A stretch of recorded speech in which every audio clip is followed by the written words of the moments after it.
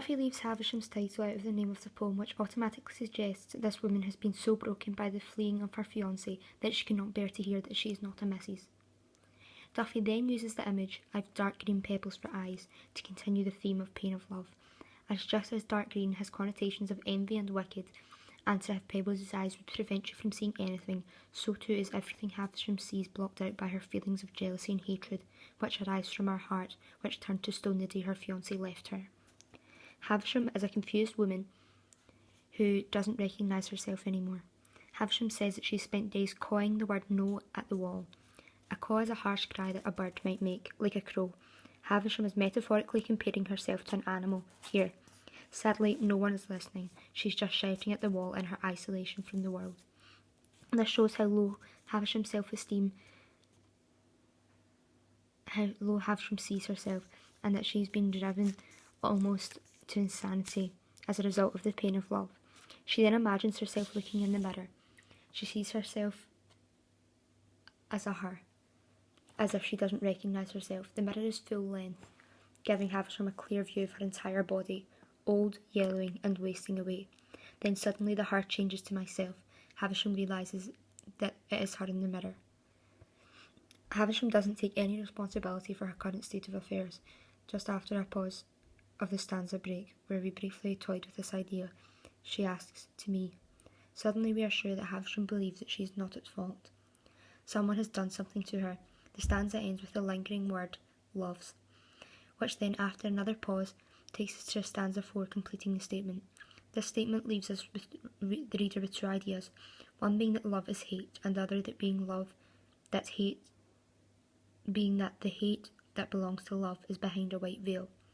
Both of these ideas relate to Havisham's character, as the first suggests that when you pull back the white veil, there is nothing underneath the image of lover, the image of love. The second idea makes sense, as it suggests that even though she hates her lost fiancé for leaving her, she still longs for his return, and that is why her dreams occur. Duffy uses the image of a red balloon bursting to show how quickly Havisham's lost everything she'd hoped for. Just as a red balloon, an innocent child's love, bursts, leaving the child crying, so too has Havisham's dreams so suddenly disappeared, leaving her alone and upset. The final word of the poem, that breaks, is breaking down itself. It's like a flat tire sputtering as it loses air. Havisham seems to sputter and sob the final, pathos-inspiring words of the poem. She's utterly devastated, and despite the fact we've been somewhat repelled by her throughout the poem, even our hearts break a little at this final line. In the first stanza, the reader begins to feel emotionally unsettled as they realise that shooting stars is in fact a reference to the Jews who were tortured and killed during the Holocaust, and not to the beautiful symbol of good luck that they thought it was. The poem begins, "After I no longer speak, they break our fingers to salvage my wedding ring." The darkness and horror of the Holocaust is immediately established in the first two lines of the poem, where Duffy creates an incredibly strong image of silence and death when the voice has been stilled permanently. The breaking of fingers continues the horror, and the onomatopoeic break helps us hear the actual snapping of the bones, and is deeply disturbing. The word salvage shows the brutality and greediness of the Germans who did this to her. The juxtaposition of the idea of a wedding band, a symbol of eternal love, and the idea of theft and profit through death, brings home the terrible, inhumane and shocking behaviour of the Germans. The speaker tells us to mourn for our daughters. This shows that not only men were being massacred, but women and children too. The first stanza ends with the word daughters, and Duffy uses enjambment to draw attention to this word to ensure that we are aware of this and understand how indiscriminate the Germans were in their cruelty and barbarity to all Jewish people. In stanza 3, Duffy makes it clear it makes the reader feel emotionally unsettled as she describes the fear that she felt when waiting for death.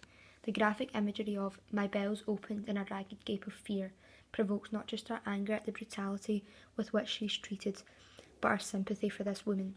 This metaphorical description of her humiliation shows the violence through the use of the word ragged, and the use of the word gape suggests that her mouth is wide open in a silent, futile scream. We're reminded that not just women but children are also subject to barbaric treatment. Between the gap of corpses I could see a child. The soldiers laughed. It seems absurd that an innocent child would be in such an environment of casual cruelty. The soldier's response to a child coming into view is to laugh, and they go on to treat this like a twisted game, using the child as target practice until she is shot in the eye.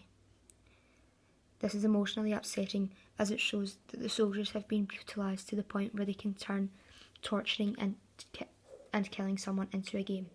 In stanza 4, the reader continues to feel emotionally unsettled as the speaker goes on to talk about the torture she faced in her last few moments of life.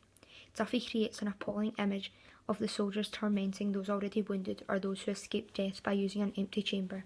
The onomatopoeia of click, trick, and trickled mirrors the short sounds of the empty gun, the harshness of the trick, and the final humiliation.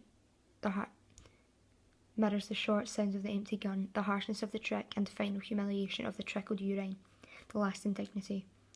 The short sentences, "not yet," a trick, underlines her agony and fear and the tension as she waits for the inevitable bullet that will bring death. It is emotionally unsettling for the reader to think of the terror that the speaker faced, and the thought of being powerless as someone turns your death into a game and makes you wait for it.